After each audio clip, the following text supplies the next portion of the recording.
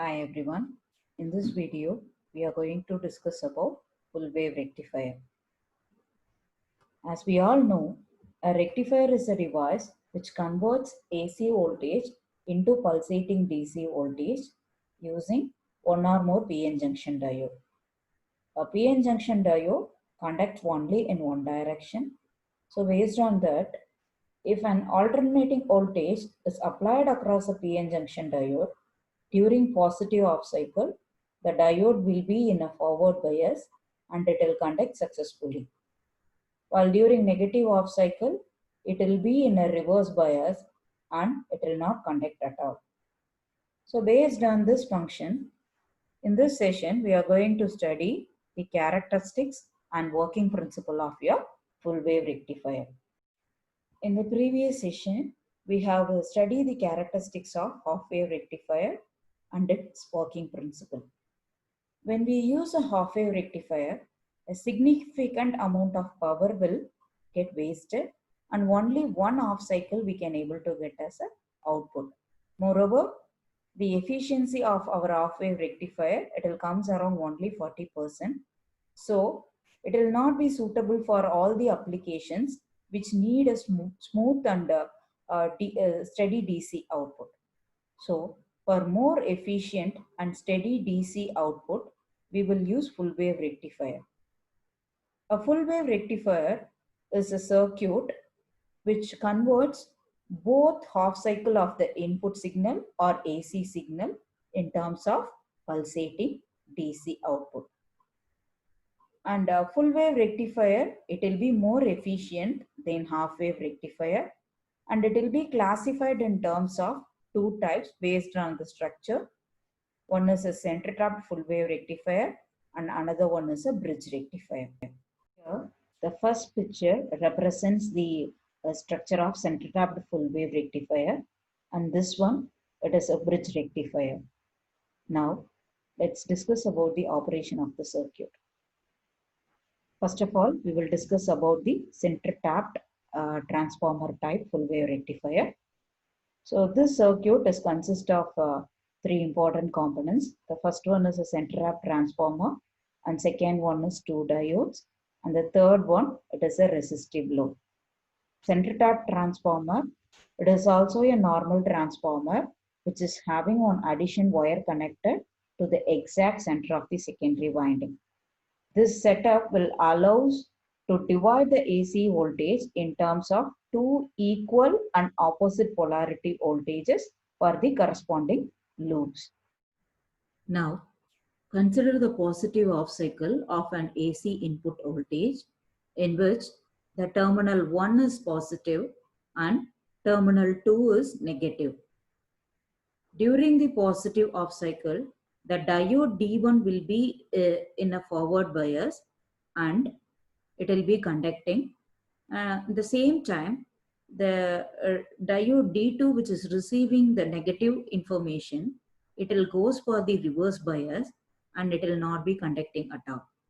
So during positive off cycle, the diode D1 will be in a forward bias and it will allows the current to flow through it, and at the same time the D2 will be in a reverse bias. It will be open circuited and it will not allow any currents inside of this loop. Next, in the next off cycle, that means in the negative off cycle, the AC voltage polarity will be reversed. That means the terminal 1, it will become a negative terminal, and the terminal 2, it will become a positive terminal. So the diode D2, now it will be acting under forward bias and it will allows the current to flow through it. And now the diode D1 will become a reverse bias and it will block the current, which will not allows any current inside of the loop, and it will be open circuited. So the total current across the load, it will be the summation of both off cycles, positive off cycle output as well as negative off cycle output. Here we can see the output waveforms of your full wave rectifier clearly. So according to the positive off cycle, when diode D1 is in a forward bias, it will be producing output waveform like your first picture. And when it comes to the negative off cycle, when diode D2 comes to forward bias, you can get your output waveform like this in the second picture. As you can see, the first and second picture, we people are having some interval in terms of your negative cycle as well as your positive cycle. That means it is indicating both the diodes are not working in a simultaneous way. It is working in an alternative way. So the output load current will be calculated based on the summation of two individual diode currents flowing in the corresponding off cycle. And the output load current, it is not a pure DC, it is a pulsating DC. Now, let's see about the mathematical analysis of full wave rectifier. As I already mentioned, rectifier is a device which is used to convert AC signals in terms of pulsating DC. That means it is not a pure DC. So we may have a chance of some ripples may present in our DC output. So by calculating the percentage of ripples which is present in the DC output, we are going to analyze the efficiency of our full wave rectifier. To do that, we have to analyze some important parameters of our full wave rectifier circuit. The first one is the measurement of maximum load current. As previously said, when converting AC information in terms of pulsating DC, it is important to analyze the nature of current flowing through the load, which is ultimately determines the waveform of load voltage. So it is very important how much of current we can get across the load RL, and based on that, what kind of how much of voltage we can develop across your output terminal. So the first important thing is we have to calculate the maximum current flow which is related to the corresponding off cycle. So first one, IM, it is indicating the maximum current which is related to the half cycles. And then ESM, it is a voltage which is related to the secondary winding. And RS, it is indicating winding resistance. And RF, it is a forward resistance of the diode. And RL, it is a load resistance. So it is very important to measure the maximum current flow across the output load current. Here, the IM is a maximum output load current. It will be calculated based on the secondary winding voltage divided by the summation of the resistance which is present in the circuit. So ESM, it is nothing but it is indicating the secondary winding voltage, and RS, it is a winding resistance. RF, it is a forward diode resistance, and RL, it is a load resistance. So IM will be calculated based on ESM divided by RS plus RF plus RL. Next, the calculation of average DC load current and average DC load voltage. Hence, the output of rectifier, it is a pulsating DC signal. So it may be a chance for discontinuous in the output waveform. So it is very important to calculate the average values of current and average values of voltage. Based on that, first we are going to calculate average DC load current, IDC.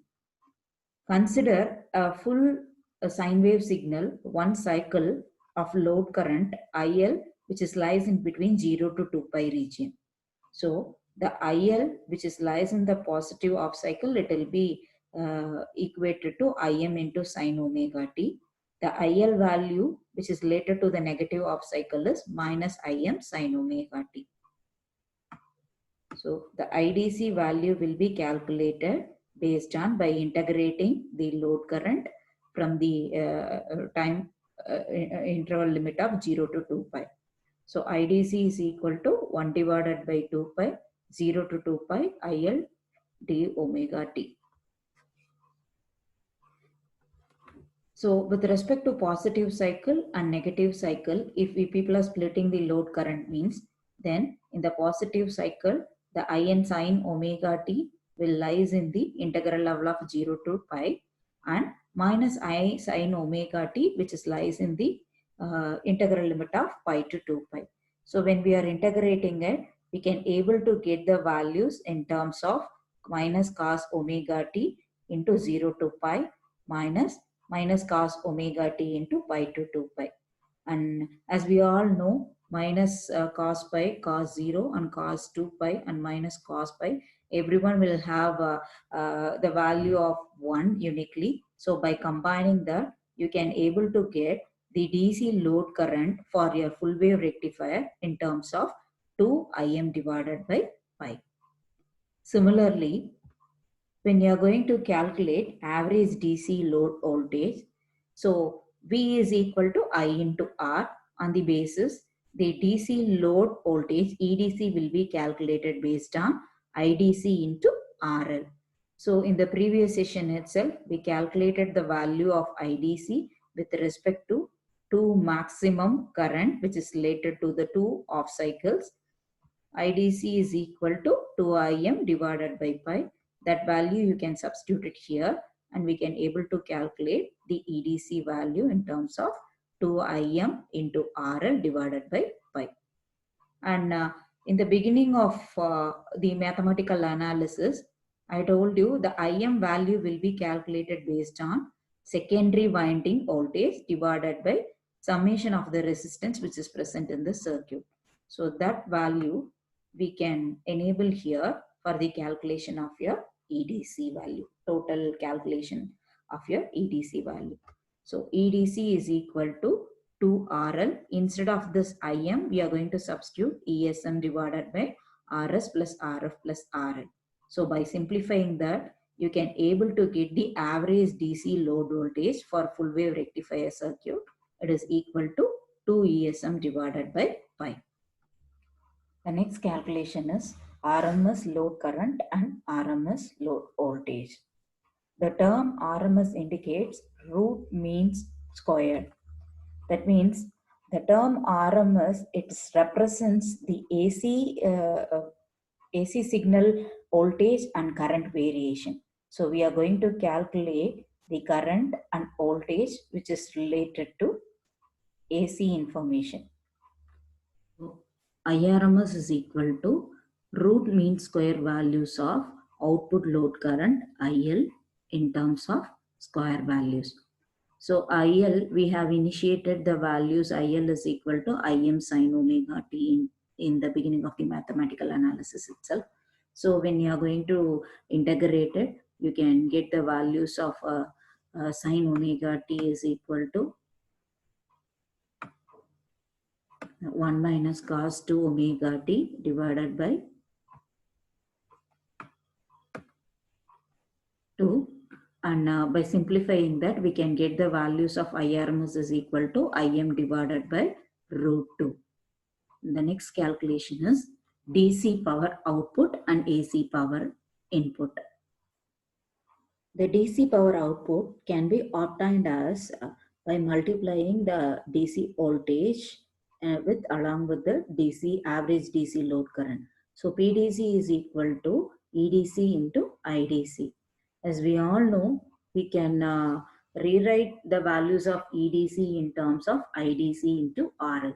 So by doing that, you can change the PDC value in terms of I square DC into RL. Now, we already calculated the IDC value for your full wave rectifier in terms of 2Im divided by pi. So instead of IDC, we are going to substitute the values of your average DC load current and we are going to calculate PDC value like this. So PDC is equal to 4 I square, Im square divided by pi square into RL. Now, if you want to furtherly expand this equation, you can substitute the value for your maximum load current also. That means Im is equal to ESM divided by RL plus RS plus RF square. So the PDC value will be calculated like this. PDC is equal to 4 divided by pi square into RL into ESM square divided by RL plus RS plus RF the whole square. The next one, the calculation of AC power input. The power input it is nothing but the power input which is taken from the secondary of the transformer, and it is supplied the same value, same power which is supplied to the resistance which is connected in the secondary winding. Here, the power which we are applying here, it will be mentioned as a AC power input. So the calculation which is includes all the resistance which is connected to the secondary winding.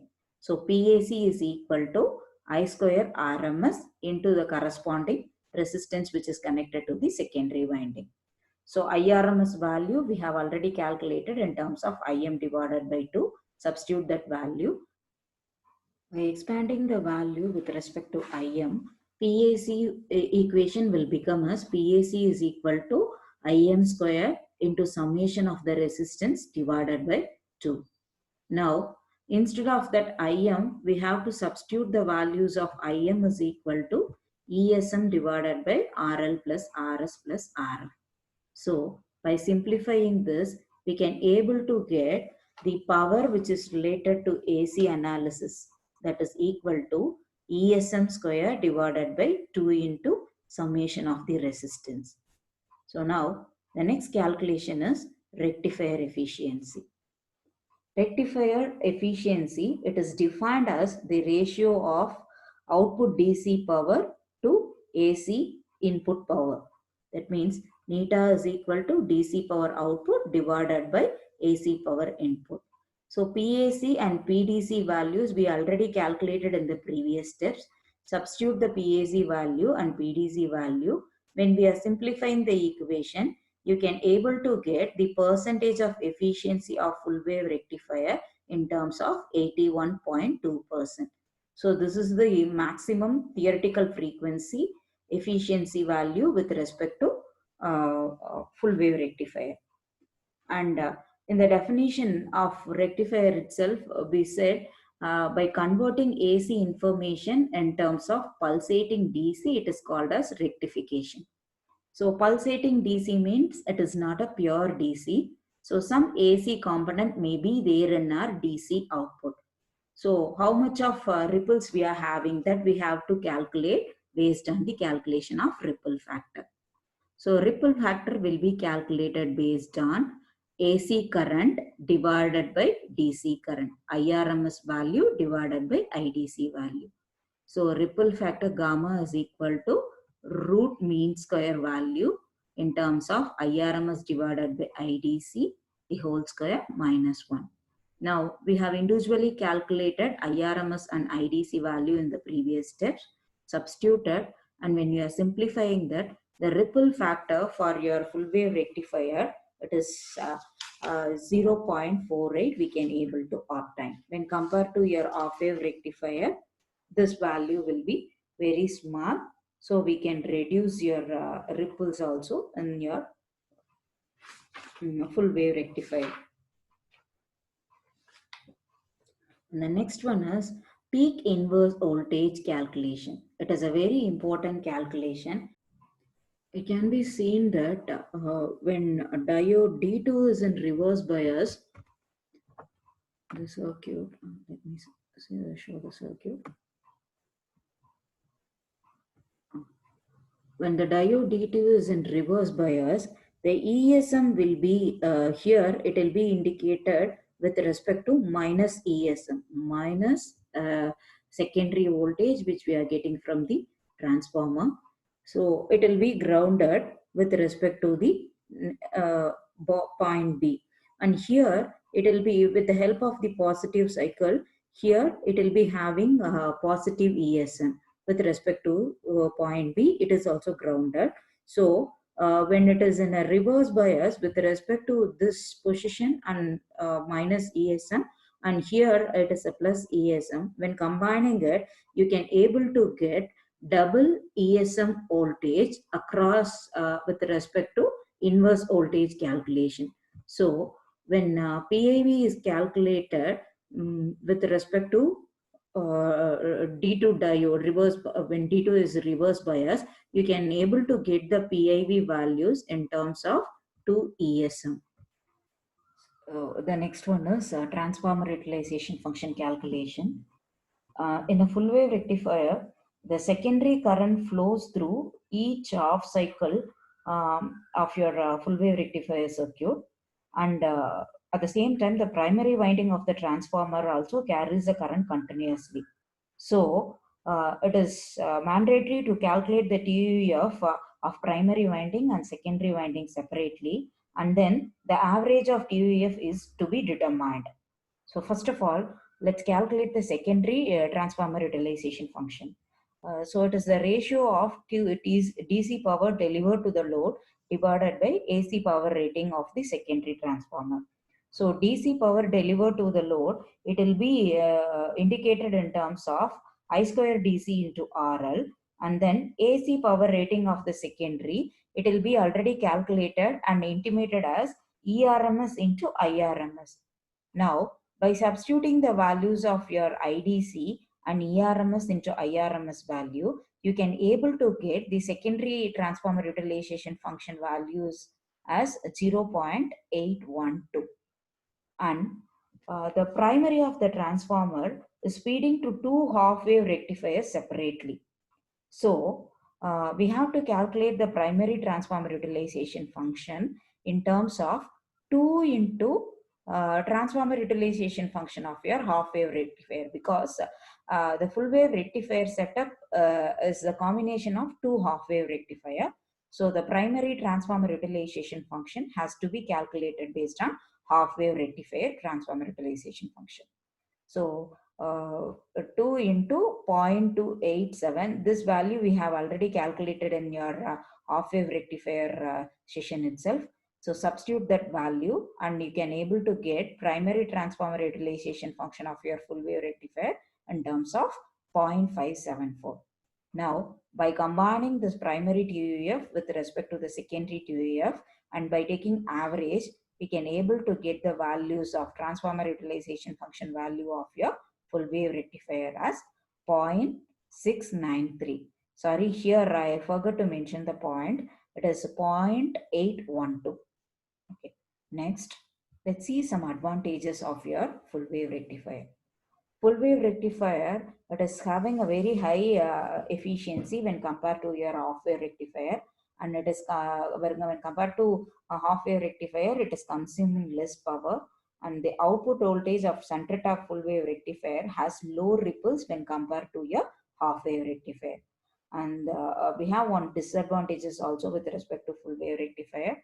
The center tap rectifier is more expensive than half wave rectifier, and it tends to occupy lots of spaces also. When you are dividing the circuit, it will occupy lots of spaces also. So these are the advantages and disadvantages of full wave rectifier. Thank you. Bye.